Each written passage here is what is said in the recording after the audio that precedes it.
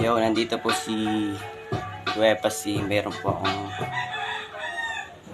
24 bars. Sinulat yun ng 1 weeks. Paparinig ko lang po.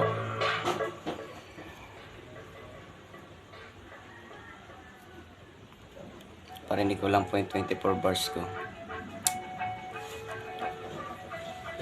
Wepa. Galing ka bang kanto? Pareho pala tayo. Nang galing din ako sa kanto. Diyan ako naging gago, nagpakaloko at nagbago. Pero wag kang kabahan, hindi naman ako naging masamang tao.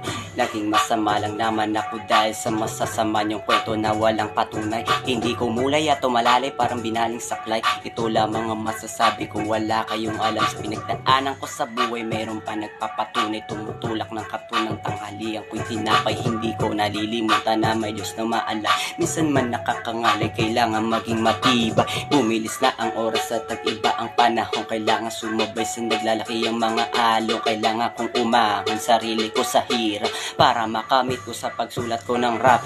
Ayos lang kahit pa 20-20 ang kinikita. At least kita nyo kung anong tunay kong ginagawa. Wala naman talaga akong ginagawa masama, hindi natutunganga at mag-antay ng maraming biyaya. At salamat din sa tunay, kayo ang nagpatunay at nagkulay ng buhay kong masukal. At kayo ang tumabas at kayo ang lumutas ng problemang hindi ko man lang malutas-lutas. Salamat po.